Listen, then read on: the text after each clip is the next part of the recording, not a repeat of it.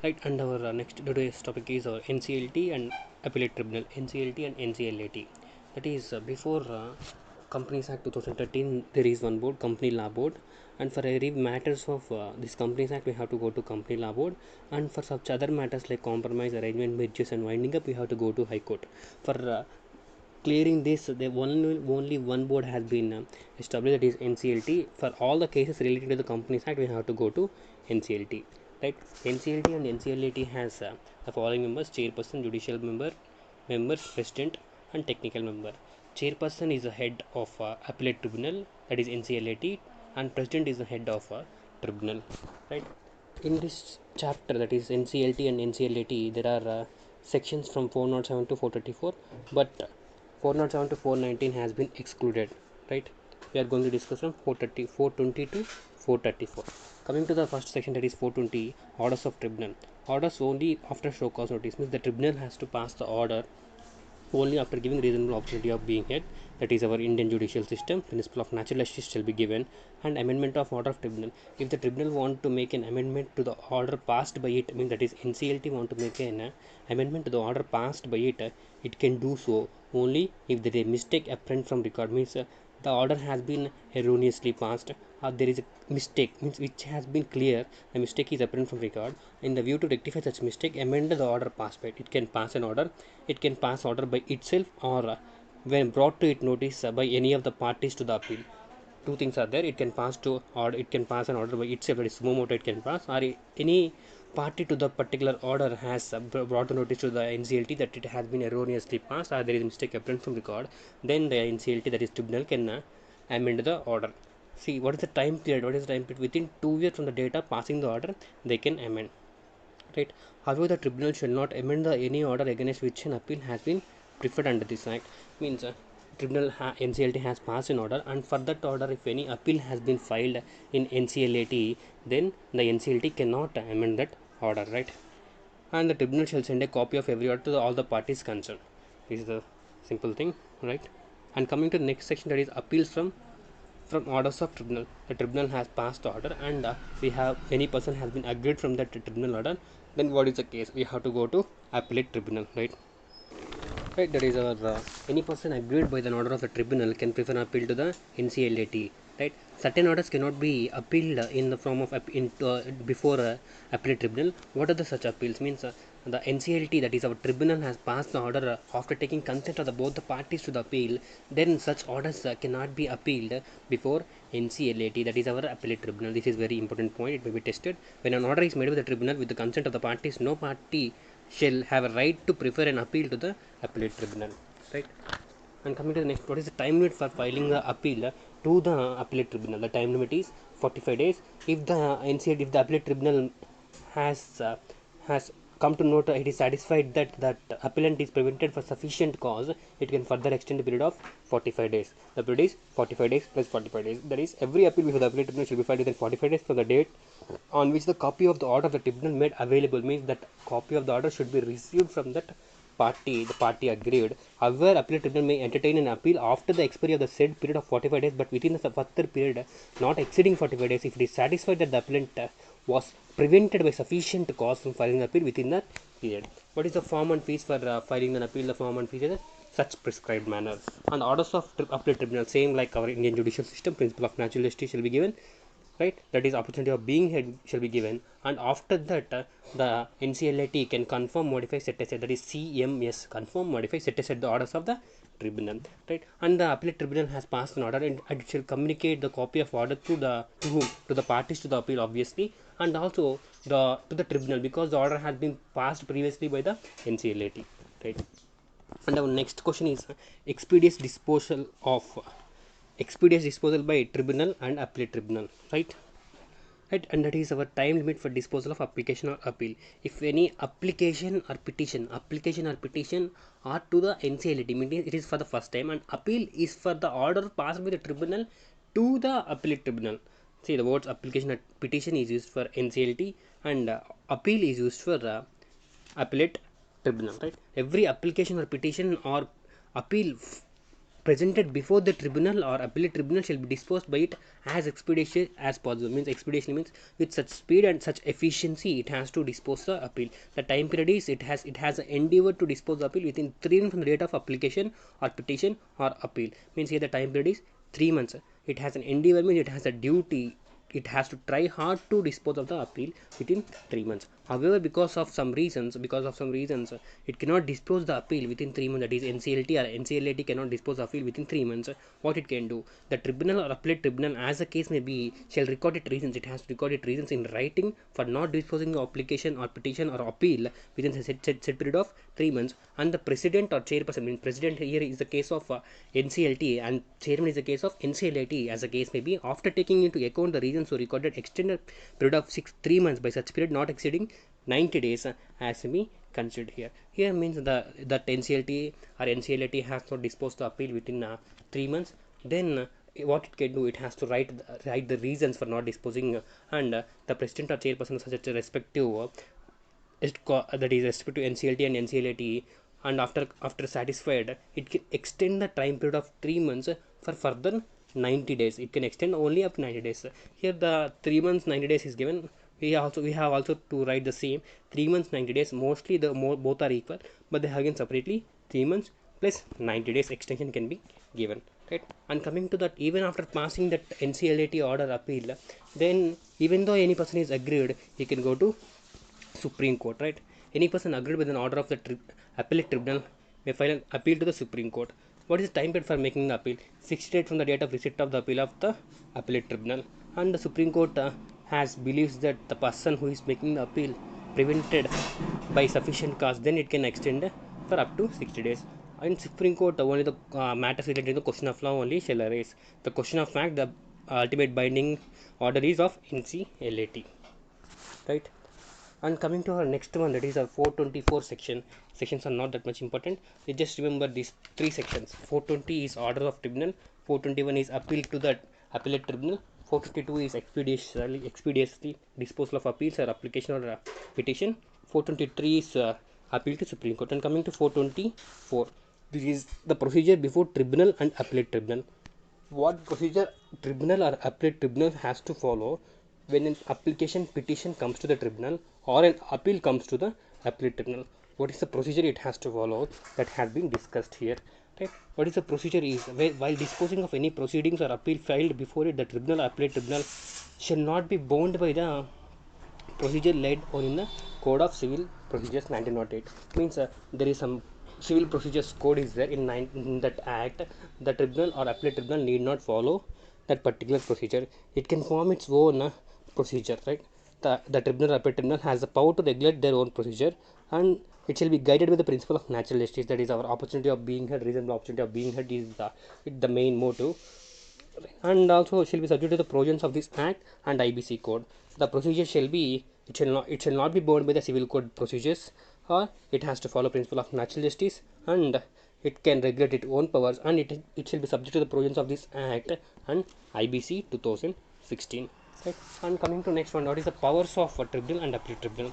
The powers of appellate tribunal and same as powers vested in civil court under the Code of Civil Procedures Act 1908, which while trying to suit in respect of these following matters. There are some following powers. The same powers of civil court should be the powers of appellate tribunal or tribunal. What are the powers?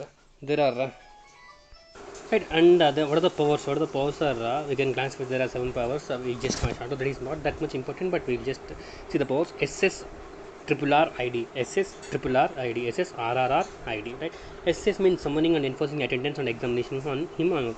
S means summoning, and another S means setting aside the order passed by the ex party, right? SS summoning and setting aside. RR means requiring, receiving, requisition. Requiring, receiving, requisition. And what is requiring? Requiring the discovery and production of documents, and receiving that evidence on affidavits, and requisitioning any public order or document or copy of such record or document from any office. Requisition means here an official order for claiming to use the property, right? That is official order. Requisition means receive. What is RRR? Requiring, receiving, requisition. Requiring what? Requiring the discovery and production of documents. Receiving what? Evidence on affidavits. Requisitioning any public order or document or copy of such order from documents of any office, right? And next one is ID, issuing commissions for examine. I means issuing commission for examination of witness or documents. D means dismissing a representation for default or deciding it ex parte. Right, these are the powers of appellate tribunal and NCLT, that is NCLAT. And coming to the enforcement of that orders, means the tribunal or NCLAT will pass the orders, right, and that such orders shall be enforced. How they are going to be enforced? We already know NCLT and NCLT are not court; they are quasi judicial bodies, right. Then any order passed by the tribunal, or that is NCLT or NCLAT, may be enforced by that tribunal in the same manner as it was the order of court. Means the order passed by the NCLT and NCLT are treated as courts, and they shall be enforced as like these are court orders. And it is shall be lawful for the tribunal or appellate tribunal to send the execution. Means it should be lawful means that the NCLT or NCLAT will send the execution orders to the courts within the local limits of whose jurisdiction. Means it will send the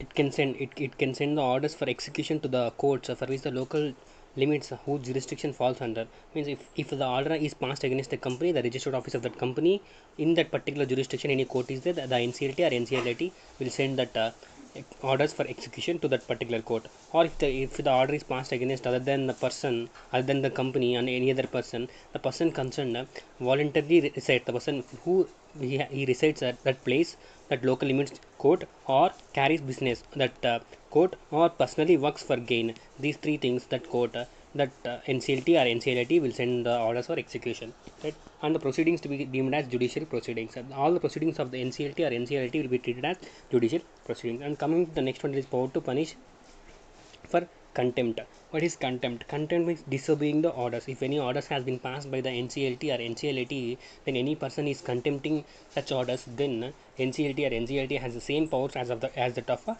high court to punish for them. Right? The tribunal and appellate tribunal shall have the same jurisdiction, powers, and authority in respect of contempt of themselves as the High Court has, and may exercise for this purpose the powers under this provision for the Contempt of Courts Act 1971. This is regarding to the contempt. And next one is coming to the delegation of powers. The tribunal or the appellate tribunal is of the NCLT or NCLAT has the power to delegate by general or special order, direct subject to such conditions for any other of the timing in force, it officers or employees or any other person authorized by it inquire into the matters connected with any proceeding as a case may be, appeal before it, or to report it in such manner as prescribed. Means the NCLT or NCLAT has the power of delegation. Means it can pass general or special order with such some conditions, and also it can order its officers or employees or any person to inquire into the matters which come it before for appeal or application of tribunal, and after inquiry those persons who are appointed shall submit the report to the NCLT or NCLAT. The tribunal has power for delegation, right. And next one is members to be treated as public servant. Who are the members? We have discussed. President will be the chairperson, technical member, judicial member. These shall be treated as public servants as per the Indian Penal Code, right. And coming to the next one is the protection of action taken in good faith. What is the protection means? What these members will do some work according to these provisions, right. If any, even though any loss incurred to any other person by performing these functions, the following persons will have the protection against any suit or proceeding or prosecution, right. We'll read this. The protection of action taken in good faith. No suit or prosecution or other legal proceeding shall lie against the tribunal or the president or the member officer of the tribunal. These are the members of NCLT, and the appellate tribunal or the chairperson, member of the officers of employees of the appellate tribunal. This is NCLAT. Or liquidator or any other person authorized by the tribunal or appellate tribunal. This is three categories persons of there. What are that? Tribunal, president, member, officers. Appellate tribunal, chairperson, member, officers, employees of appellate tribunal. Two categories. And third one is liquidator or any person appointed by the NCLT or NCLAT, right. In discharge of any functions carrying out any act by its own, done in good faith, even if any loss or damage caused to any other person by such act. Here the important point is, even if the loss has caused to other party by performing this function in good faith, these persons shall not be held guilty, and there has been protection granted to these persons. The same thing we have discussed in our SEBI Act also. That is, members of SAT also have the same protection against the suit or prosecution or legal proceedings, right. Right, and now next section is our 429, power to seek assistance of chief metropolitan magistrate or chief judicial magistrate or district court.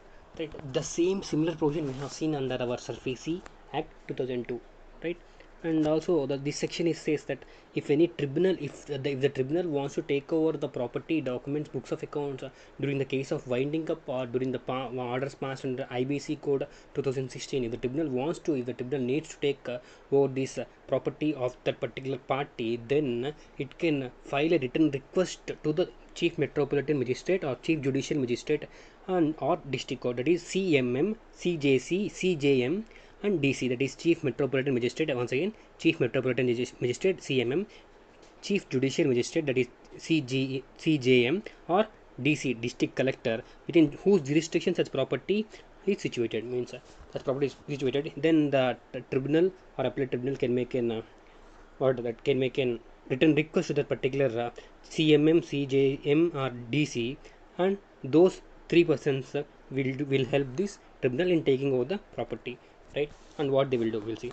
Section 429 applies where during the course of any proceedings for winding up of any order company under this act or any proceedings under IBC code, the tribunal intend to take into custody or control the property, books of accounts or other documents of the company which is being owned up or the corporate person under IBC 2016. Section 429 impose the tribunal to make a written request to the chief metropolitan magistrate, that is CMM, chief judicial magistrate CJM, or district collector within whose jurisdiction of such property, books of accounts, or the documents are situated.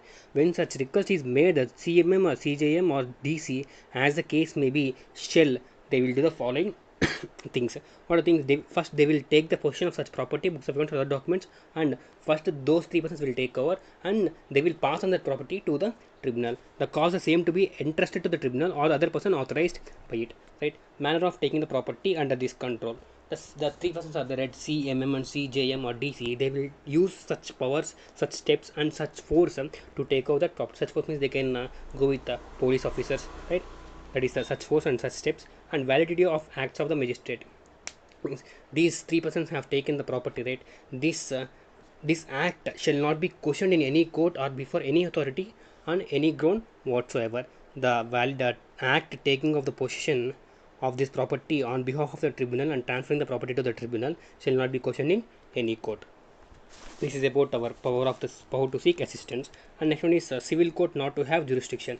This particular section has been inserted to speed up the procedures that has come before the tribunal or appellate tribunal. What is this provision? For example, see, any case is pending before NCLT or NCLAT, then suddenly the court has come and passing an order to stay the proceedings. That shall not be done. If that is done, the case will be pending for a long time and there will be slow case. So slow result will become. The provisions of section 430 are intended to speed up the disposal of matters to be decided by the tribunal and the appellate tribunal. These provisions are explained here under. Thus, the first one, the court shall not entertain any suit or proceedings in respect of any matter which the tribunal or appellate tribunal is empowered to determine. Means any case is there. In that particular case, the main authority is NCLT or NCLAT. They have to determine that is whether a suit or legal proceedings. In that case, the court shall not interfere. Right? And also, no court shall have jurisdiction to grant any injunction in respect of any action taken or proposed to be taken by the tribunal or appellate tribunal. Means the court cannot take the injunction. Means injunction means a judicial order restraining a person from beginning or containing an action. Constraining an action means the court shall not pass any stay order to the tribunal or appellate tribunal. This can speed up the process of proceedings or suit. And coming to the next one is vacancy not to invalidate the proceedings. This has been seen in SEBI and SERFICI also. No act or proceedings of the tribunal or appellate tribunal shall be questioned or shall be invalid merely by reason of any vacancy in the tribunal or appellate tribunal, or any defect in the constitution of the tribunal or appellate tribunal. These two cases, any vacancy or any defect in the constitution, because of these two cases, if anything shall not be invalidated, right? And coming to the next one is right to legal representation. Right. In court, in high court, we only advocates can go and can be on behalf of the person can go for that. But here in NCLT or NCLAT, the right of legal representation shall be vested to many persons. A party to any proceeding or appeal before the tribunal or appellate tribunal may be appear in person. He can the person who is appealing, that the same person can appear before NCLT or NCLAT, or authorize one or more persons to appear on his behalf. Who are those persons? That is, first one is our chartered accountant and company secretaries and cost accountant and legal practitioner or any other person. Cost accountant, chartered accountant, company secretary, legal practitioners, or any other person, right? These are the legal representation, and scope of this profession has been increased after coming of this act, right? Limitation. Limitation is the provisions of the Limitation Act 1963 shall apply proceedings of the appellate tribunal or that appellate tribunal. Means Limitation Act, some limits will be there, like if any promissory note is taken and the promised 5 years has been expired, then that promissory note shall not be treated as a legal evidence. Such limitations are the same apply here in the tribunal or appellate tribunal. Same, so many points will be there in the Limitation Act. The same thing will apply to the tribunal or appellate tribunal also. And next one is transfer of certain proceedings, pending proceeding. This is a transitional provision, but we'll discuss. This is not expected. We'll discuss this, right? See, See here, for anything, the transitional process is very important. For example, if we are using one software, that is old software, and we want to update the software to new software or new software, then we have to transfer the data from this old software to new software, and we have to put one cutoff date, right? That is very important. The cutoff date here, in this case, the privilege has been given to the central government. Central government will put some cutoff date, and from that cutoff date, everything will go to the new system. That is our NCLT system. We'll discuss this thing here, the transfer of proceedings, right? That is the transfer of proceedings pending before CLB to the tribunal, that is one point, and appeals against the orders of passed by the CLB, that is company law board, and transfer of proceedings pending before the court to the tribunal. These are the three cases we will discuss here. That is first one, if any proceedings are pending before the company law board to the tribunal, we have already discussed that central government will put some cutoff date within, before that cutoff date any pending orders has been within the CLB, then those orders will be transferred to the tribunal, and tribunal will deal those orders under this Companies Act provisions. That is one point. And appeal against orders passed by CLB. Here also same, the central government will put one cutoff date. Any orders passed by CLB before that cutoff date, then such appeal for that any person agreed by that such order can go to the High Court within 60 days from the date of receipt of such order. And also, if the High Court thinks it satisfied that that appellant is prevented by sufficient cause, it can extend further 60 days. The same thing has been said. And next one is transfer of proceedings pending before the court to the tribunal. We have already discussed it, right? Previously, at company law board, for different matters, court we have to go, and for other matters we have to go to company law board. For matters relating to the compromise, arrangement, mergers, and winding up, you have to go to the High Court, right? If any such matters have been pending before the High Court, what is the situation, right? All proceedings under Companies Act 1956 related to the compromise, arrangement, and winding up reconstruction of the Companies Act immediately before such date. Here also central government will put one cut of that. Before such date, any proceedings are pending, then before any court shall be transferred to the tribunal, and tribunal may proceed deal with such proceedings on the stage before they transfer, right? If any cut of date before that any proceedings are pending, then those proceedings of the court shall be transferred to the tribunal. And here one important point is the tribunal will consider this case from the stage where it is left before by the High Court. Means it will not start afresh, but it will start from the stage where it has been left. And also there is some exceptions are there, and the exceptions are like only such proceedings relating to the winding up. If any proceedings are relating to the winding up, and companies shall be transferred to the tribunal that are at a stage as in prescribed the central government. If any pending is case relating to winding up and it is at some stage ordered by the tribunal, then only such orders can be transferred. And also only such proceedings relating to cases other than winding up for which orders are not reserved by the High Court shall be transferred. Means for cases other than winding up, the orders passed by the orders reserved for the High Courts shall be transferred. Means the High Court has not reserved that I will pass order, then for that cases it can be transferred. And the orders which have been reserved by the High Court shall not be transferred, but shall be treated under the previous Companies Act only, that is Companies Act 1950 and relevant rules, right? This is an thing of transition of provisions. This is not that much important, but one just have a look. It has been 2014. It is important because the transitional provision is there, and now it is not that much relevant. And coming to the next, rules for timely transfer of matters and proceedings. Central government may make rules consistent with the provisions of this act, and to ensure timely transfer of all matters proceedings as the case may be pending before the CLB or the courts to the tribunal. Means the central government has the power to make the cut-off dates and such relevant rules for transferring of all the pending date before the courts or CLB or other courts to the tribunal. Right? This is all about NCLT and NCLAT. Thank you.